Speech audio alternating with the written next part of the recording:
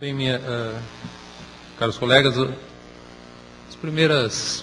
palavras que devo proferir são de fato de agradecimento à Associação Paulista de Magistratura por esses eventos que tem feito, que só faz engrandecer o judiciário, trazendo questões de muita relevância para todos nós. E, na verdade, isso não se trata de uma aula ministrada, absolutamente não é isso, mas de uma troca de experiências do que tem sido percebido ao longo do tempo a respeito dessas matérias que nos pegam, não digo de surpresa, mas nos pegam a movimentar de modo inovador a máquina judiciária. Nós estamos agora com o Juizado da Fazenda Pública, inaugurado em 23 de junho deste ano, mas como uma nova roupagem do direito público, uma nova investida que se pode ter perante o setor público do direito, nós percebemos que desde o início, não só agora, por conta do Juizado da Fazenda, mas desde quando entrou em vigor a Lei 7.244, lá nos idos de 84, a inovação que veio através do Juizado de Pequenas Causas, que amparava ações de valor de 20 salários mínimos, com a finalidade específica não só de melhorar a situação das varas então existentes, porque um dos objetivos era esse, mas também de abrir e aumentar o acesso a uma ordem jurídica justa. Nós percebemos desde aquela época que toda vez que um diploma inovador entra em vigência, há uma série de encontros e desencontros a respeito da sua aplicabilidade. Me recordo que na oportunidade da Lei 7.244, houve uma grande discussão a respeito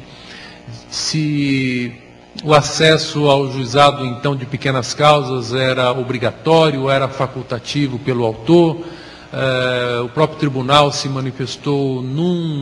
se posicionou num e no outro sentido, mas depois se estabeleceu a certeza de que o acesso era facultativo, como dizia, aliás, a Lei 7.244. Posteriormente,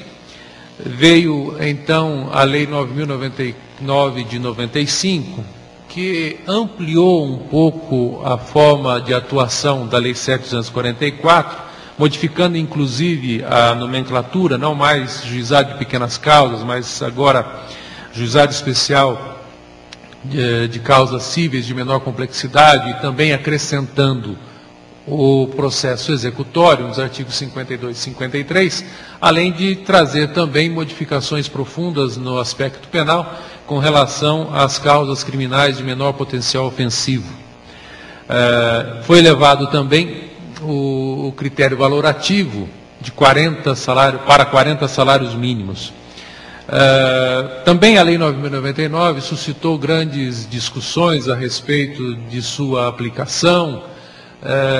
até porque no Estado de São Paulo ainda a lei estadual que regulamentava esse procedimento só foi editada em 98, a Lei Estadual 851,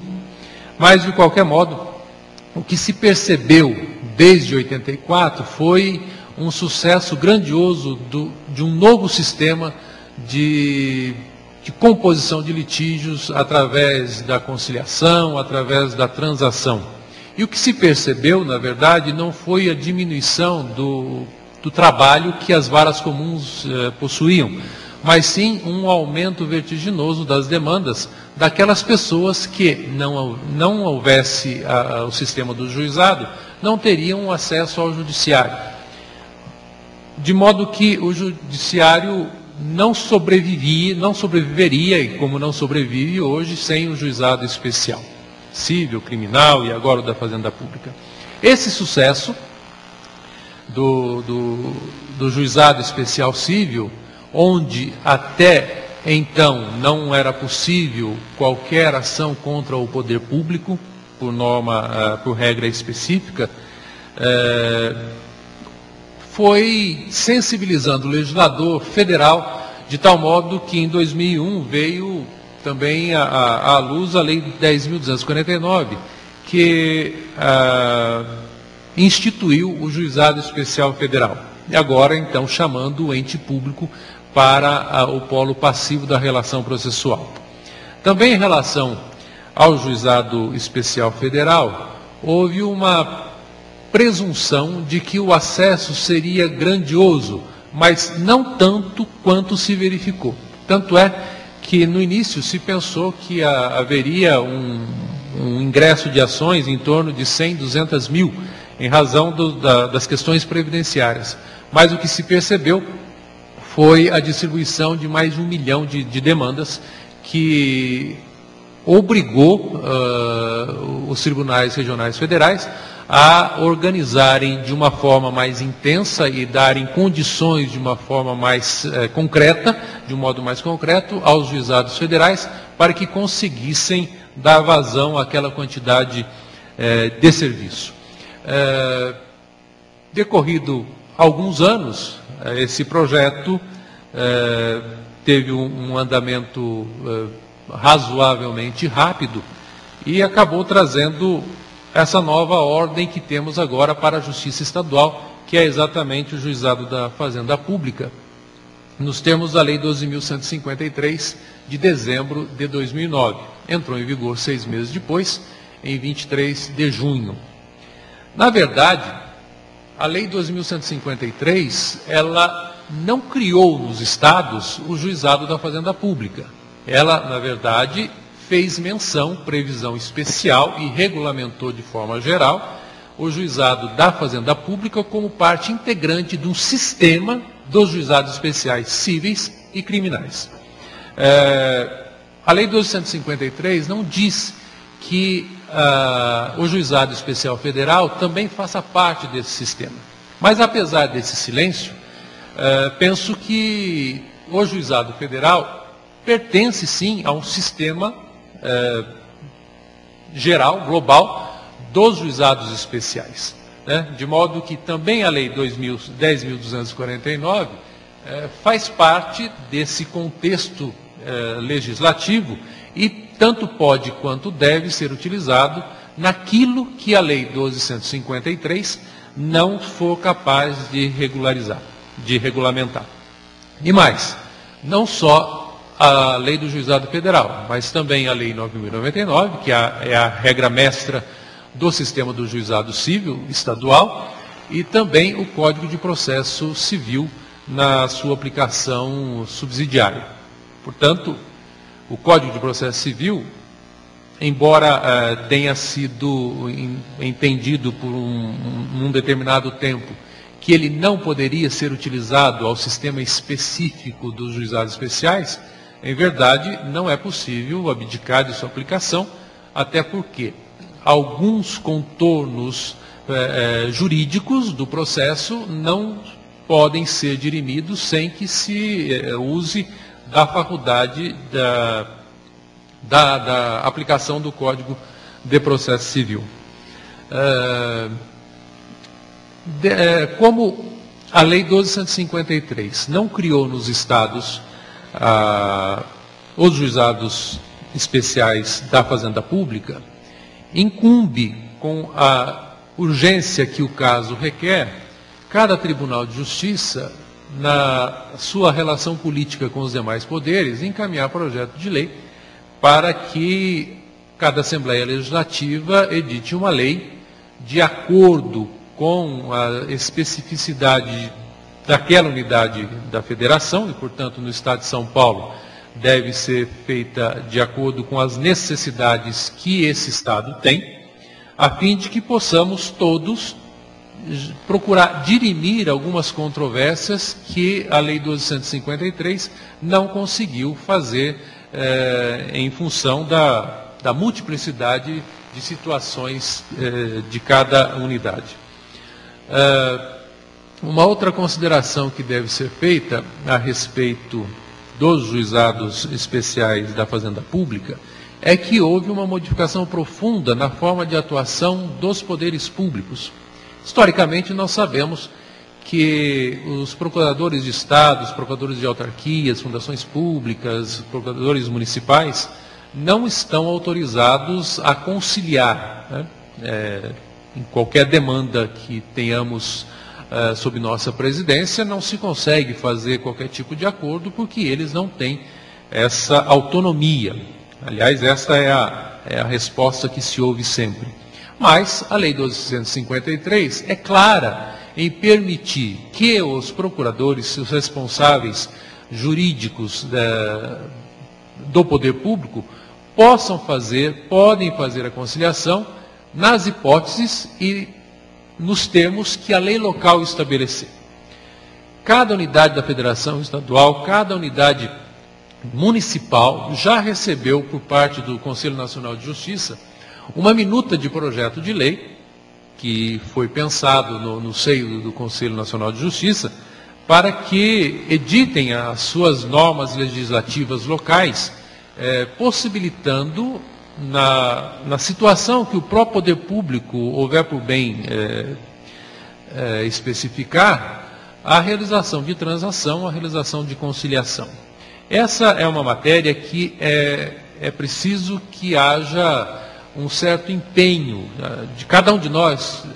que atuamos no sistema judiciário, especialmente no sistema do juizado especial, a fim de que, principalmente nos municípios, possamos fazer com que essa legislação venha à luz num tempo que não seja tardio. Isto porque, pelo que nós temos tido já a oportunidade de constatar aqui em São Paulo, não tem sido possível fazer qualquer tipo de conciliação, de modo que o poder público tem sido citado apenas para contestar a ação. E aí, no início, já teve um problema difícil, porque a Lei 12.153 diz que não haverá tratamento diferenciado para prazo, quanto aos prazos, de modo que eles serão contados sem o benefício do quádruplo para contestado, do para recorrer. De início, já se verificou uma dificuldade, porque se num primeiro momento a lei a lei determina que a conciliação, a audiência de conciliação seja designada no prazo mínimo de 30 dias, não seria razoável que o poder público tivesse apenas 15 dias para apresentar sua contestação. Essa questão foi resolvida em reuniões foram feitas com os procuradores, de modo que, dispensando-se a conciliação, determinou-se que a contestação venha para os autos dentro do prazo de 30 dias. A lei também traz algumas inovações no que diz respeito à forma de cumprimento da sentença. Não haverá precatório para as obrigações de pagar que não superem o valor do melhor dizendo, não superem o valor que foi considerado por cada unidade municipal e por cada unidade estadual para efeito de pagamento independentemente de precatório, os requisitórios de pequeno valor. Existem muitas e muitas prefeituras em que o requisitório de pequeno valor é de importe financeiro muito baixo. Para fazer frente a isso e para resolver a questão, a Emenda Constitucional 62 já estabeleceu que enquanto estas unidades administrativas não regularizarem os seus valores, o menor valor a ser considerado para a requisição de pequeno valor será o máximo do valor pago pela Previdência Social, pelo regime geral da Previdência Social. Isso está inserido na norma constitucional e foi repetido também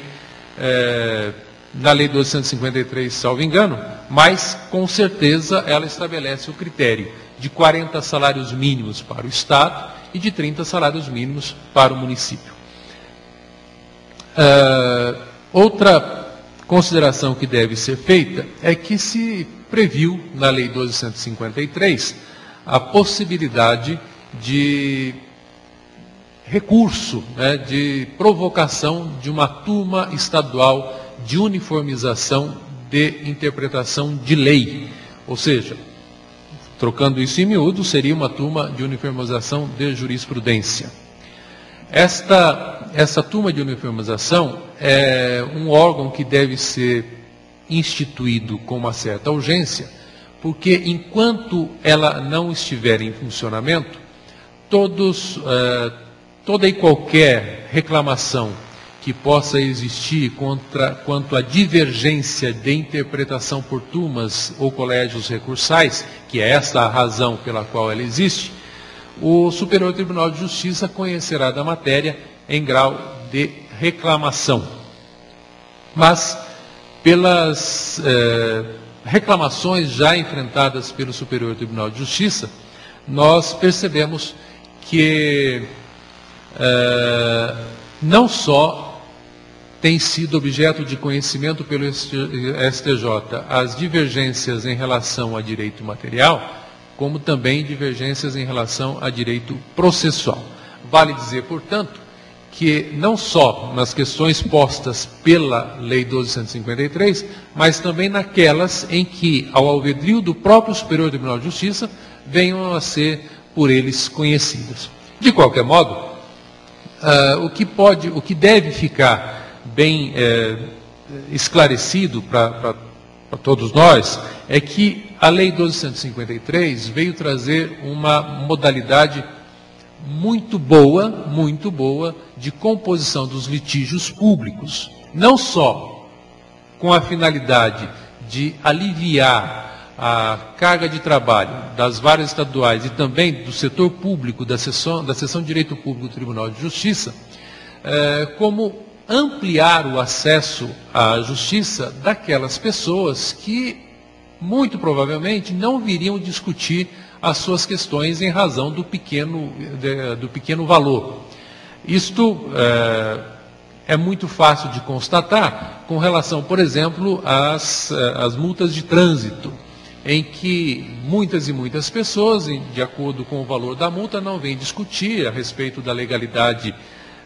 dessas infrações, porque ficaria muito mais caro do que o próprio pagamento. Agora, com essa possibilidade, com certeza,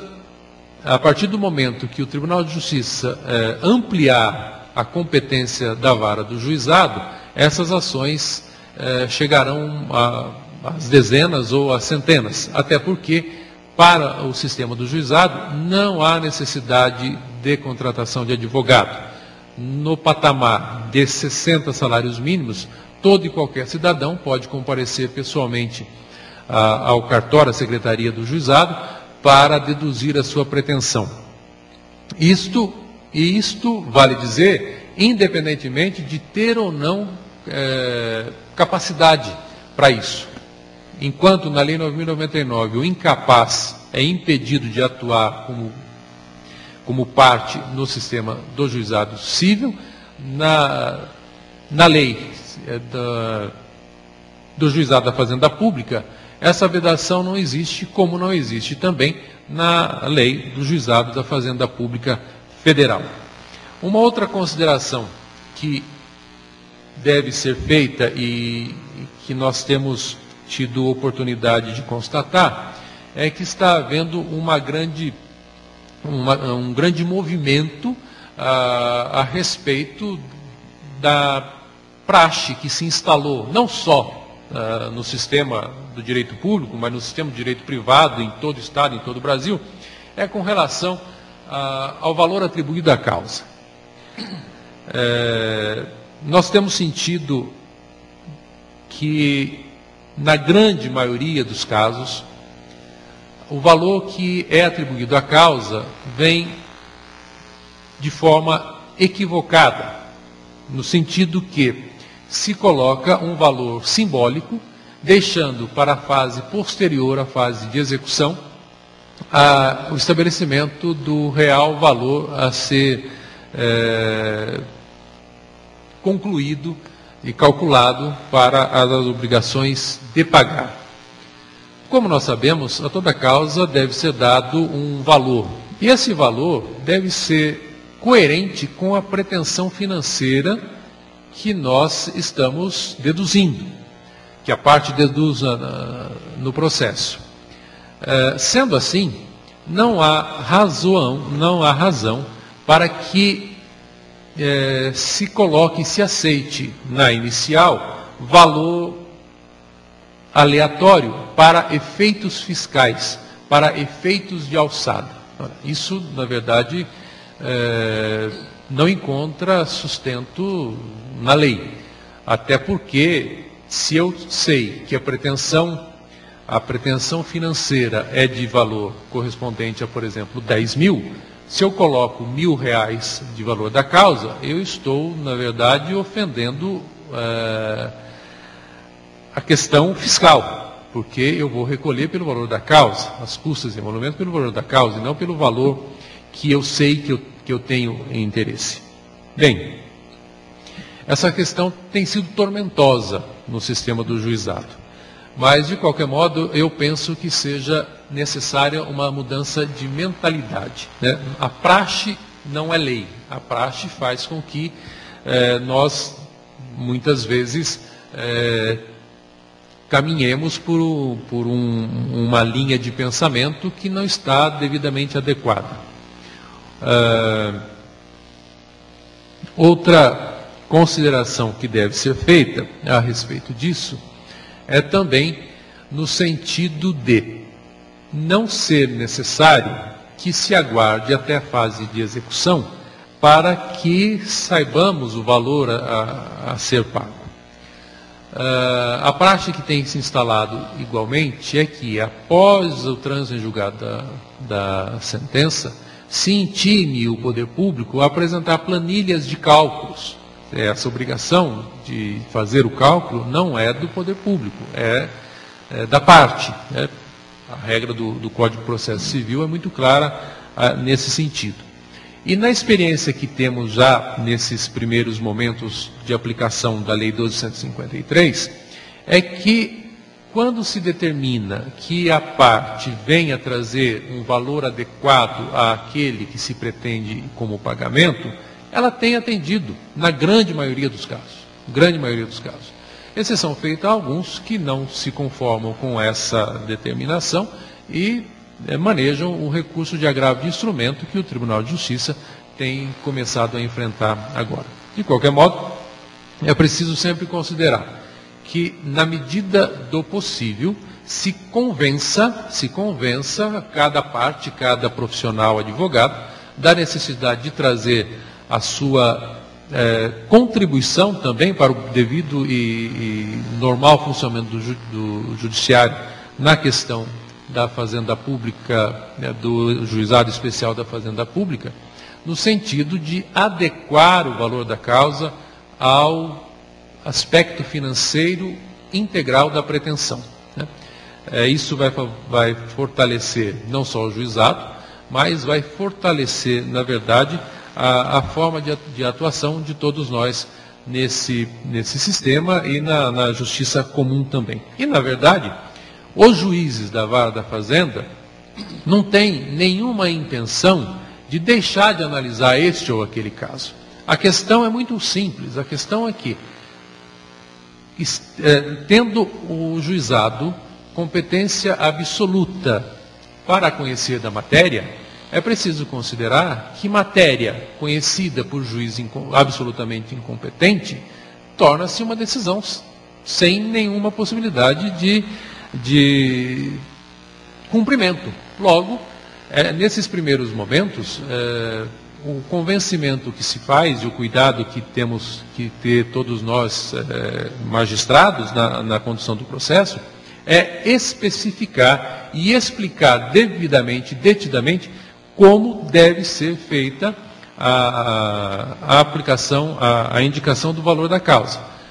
Porque cada caso é um caso, nós não podemos generalizar o valor para todas as demandas. A cada demanda será feito um valor específico. Até naquelas que não tenham valor financeiro imediato, é preciso ponderar para o ínfimo valor como para o excesso de valor, a fim de estabelecer corretamente a competência do juizado da Fazenda Pública. Bem, eu não posso me alongar muito mais, senão vou atropelando os assuntos aqui também do colega Luiz Sérgio, e que possamos então agora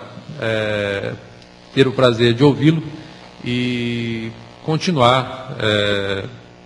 cada vez mais nos aprofundando nessa matéria.